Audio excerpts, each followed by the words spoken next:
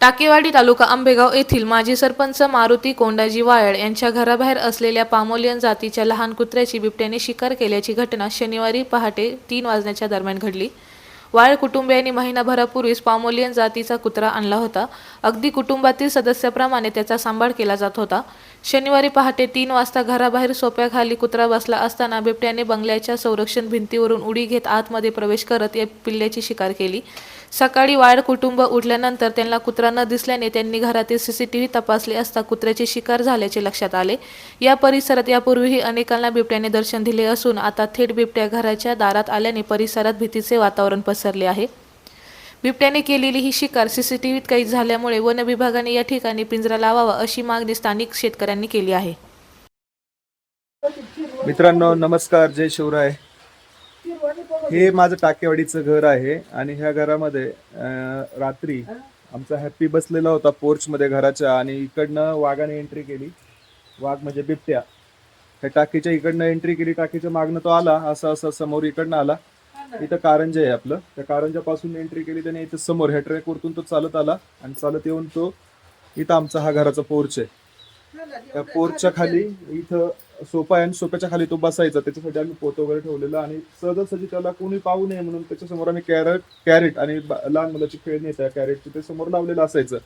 जवळपास 15 दिवस तो ह्याच ठिकाणी राहायचा रात्रीचा आणि बसायचा वगैरे. सकाळी बाबा उठल्यानंतर तो बाहेर यायचा. लगेच उठल्यानंतर 5-5:15 वाजता बाबांबरोबर तो चालत पण जायचा. असं त्याचा दिनक्रम असायचा. आज सकाळी बाबा उठल्यानंतर बाबांना तो काही दिसला नाही. मग बाबांना थोडीशी मनात शंका आली, काहीतरी प्रॉब्लेम झालेला दिसतोय. मग नंतर मी उठून खाली आल्यानंतर बाबांनी मला सांगितलं हॅपी काही दिसत नाहीये. मग आम्ही आमचा सीसीटीव्ही कॅमेरा चेक केला.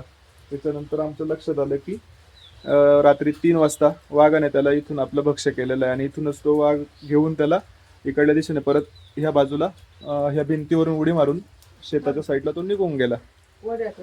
तर मित्रांनो, ह्या मानवी वस्तीमध्ये टाकेवाडी गावामध्ये जर बिबट्या येऊन असा भक्ष्य करत असेल म्हणजे पाळीव प्राण्यांना, तर फार भीतीचं वातावरण या ठिकाणी तयार झालेलं आहे.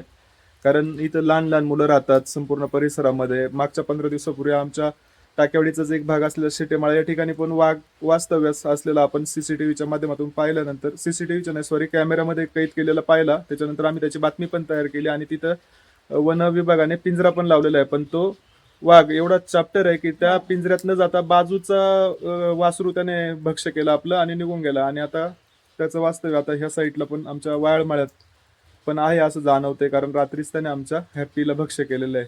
रोज आहे ना, मी उठून आल्यानंतर तो दरवाजा उघडला का लगेच यायचा, पण आज तो आलाच नाही. त्यामुळं माझ्या लक्षात आलं का काहीतरी घडलेलं आहे.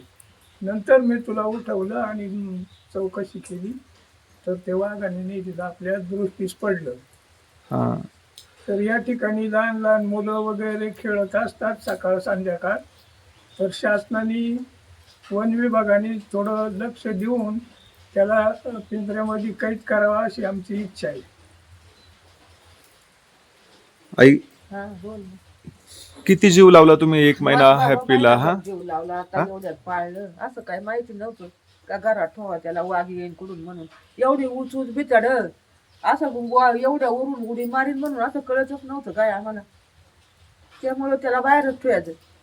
आईच्या डोळ्यात पाणी आलेलं आहे. अगदी पोटच्या पोरासारखं त्याला जीव लावलं. लहानच मोठं 1 महिना भरतो सगळ्यांचं अगदी अंग खांद्यावरती खेळायचं. हॅपी इकडे का फुटकून यायचा पळत आणि पोत्या येऊन बसायचा.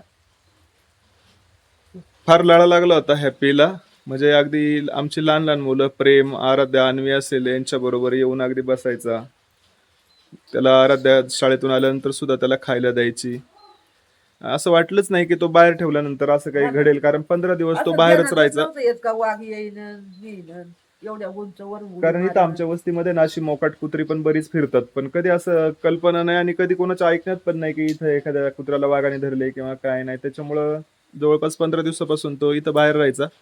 त्याच्यासाठी आम्ही पिंजरा तयार करायला दिला होता. तो पिंजरा काल विचारलं तर ते बोलले उद्या संध्याकाळपर्यंत तुम्हाला तयार करून देतो. म्हणजे पिंजरा आज आम्ही घेऊन येणार होतो त्याला ठेवण्यासाठी. बाबा रात्रीचा तो त्याच्यामध्ये राहील असं त्याच्यासाठी घर बनवलेलं, त्या घरात तो राहील असं वाटायचं. पण आता अचानकच रात्री वाघाने त्याला भक्ष्य केल्यामुळे फार मोठं दुःख झालेलं आहे. आणि आमची प्रशासनाकडे मागणी आहे की बाबा ह्या प्रशासनाने योग्य ती कार्यवाही करून लवकरात लवकर पिंजरा वगैरे लावून तो वाघ पकडून त्याला दुसरीकडे सोडण्यात यावं, म्हणजे जिकडं माणिकडोसाठी असेल कुठं किंवा अजून अन्य ठिकाणी त्याला जिथे तो मानवी वस्तीच्या जवळ येणार नाही अशा ठिकाणी त्याला नेऊन सोडावं, अशी आमची विनंती राहील.